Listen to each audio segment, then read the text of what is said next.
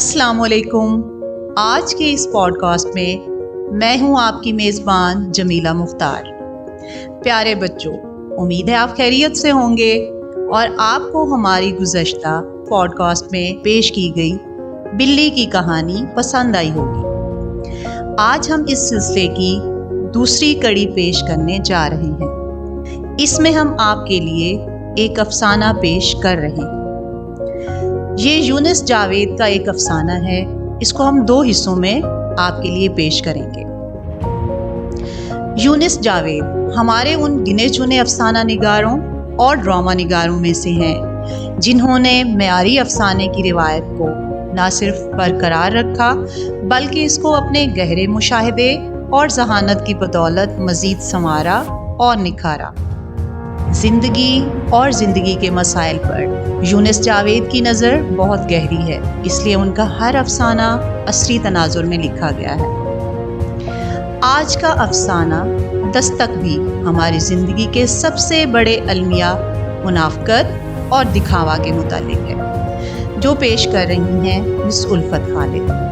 امید ہے کہ یہ افسانہ آپ کو بہت پسند آئے گا۔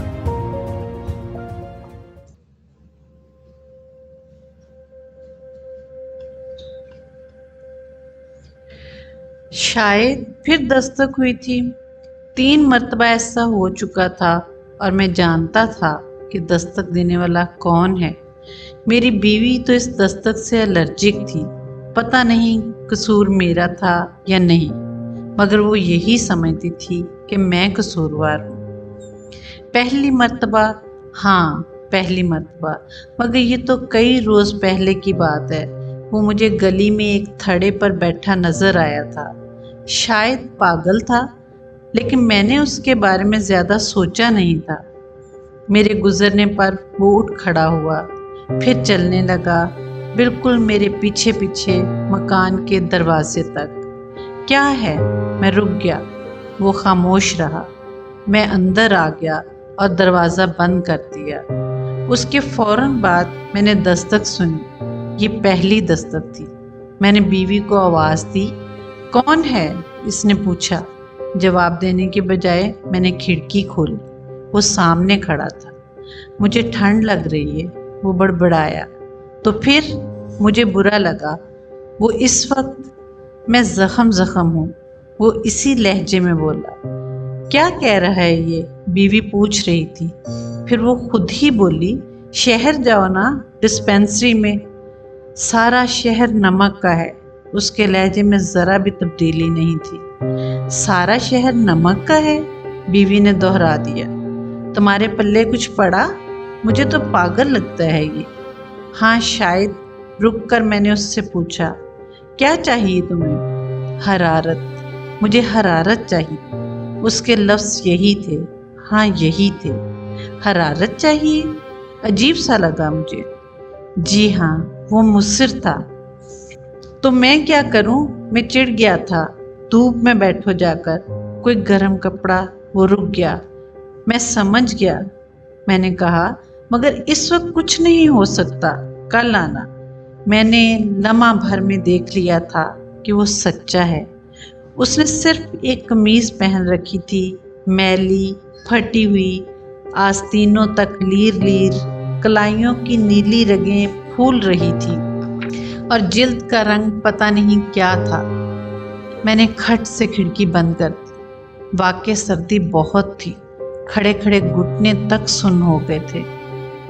بحال ہونے کے بعد میں نے بیوی سے کہا، واقعی بہت سردی ہے، کوئی کپڑا تلاش کر دینا۔ اس نے جیسے میری بات سنی ہی نہیں، اٹھ کر باہر نکل گئی۔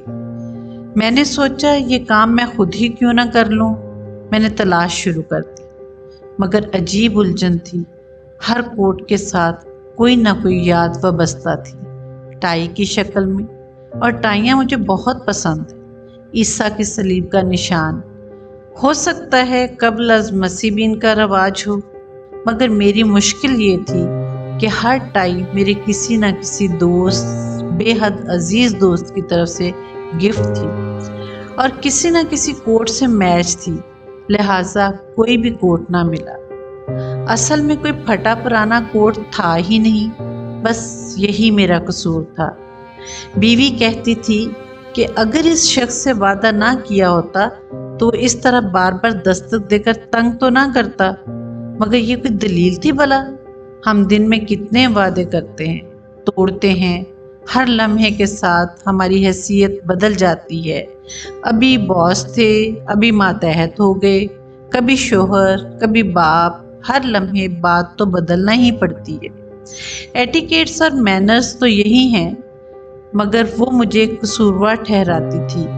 बीवियां अमूमन झगड़ालू होती हैं। तुम झगड़ालू हो, मैंने चिल्लाकर कहा। शादी के बाद तुम पर रूप और मुझ पर कर्ज चढ़ा है, और तुम हो के अब की चौथी दस्तक थी। बीवी घुट कर रह गई। कौन है? जानते हुए भी पूछना जरूरी था। मैं हूँ, आवाज वही थी। कह दिया ना, फिर किसी वक्त आना। मैंने पीछा छुड़ाना चाहा। मुझे अंदर आने दीजिए, बाहर बहुत ठंड है। अंदर आने दूं? मैंने खिड़की खोलकर कहा। कमाल है, जान ना पहचान, अंदर आने दो। कौन जानता है तुम्हें इस मोहल्ले में? आप जानते हैं मुझे, वो बोला। मैं? मुझे हैरत हुई। मैं तो नहीं जानता, तुम हो कौन? आदमी, वो बहुत आहिस्ता बोल रहा था। आदमियों वाले काम भी तो करो।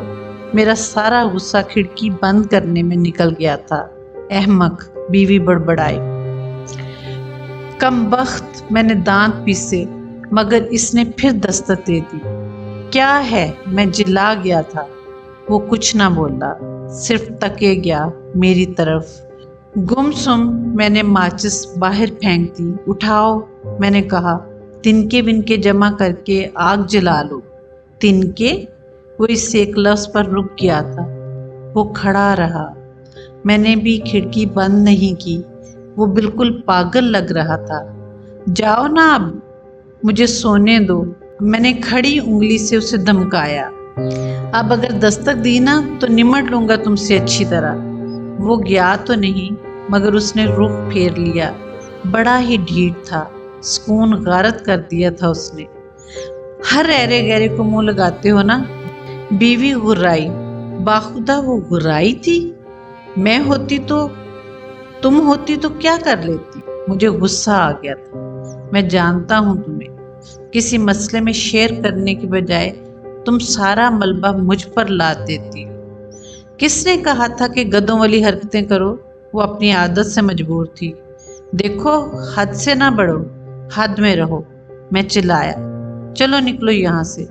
हाँ, इसने लंबी हाँ में सब कुछ कह दिया। वो समझ गई थी कि मैं हद के सिरे पर आ गया हूँ। चाय पियोगे? लम्हा भर तवक्कुफ के बाद उसने मेरी कमज़ोरी मुझे याद दिला दी। ले आओ, मैंने लापरवाही से कहा। वो चाय लेने के बहाने चली गई, अपनी अना बचा ले गई, मगर चाय ना लाई। हत्ता कि मेरे हाथ सर्दी से सुन्न हो गए, उंगलियां बर्फ थी, झुकती न थी। मैंने जल्दी से हीटर ऑन कर दिया। चंद लम्हों में हाथ, पाँव, उंगलियां, घुटने, टखने पिघल से गए। मुझे गर्मी लगने लगी। अब क्या किया जाए? तो प्यारे बच्चों, यहाँ पे हमारी आज की इस किस्त का एख्तिताम होता है। इंशाल्लाह हम जल्द इसका अगला हिस्सा आपको सुनाएंगे। अल्लाह हाफिज़।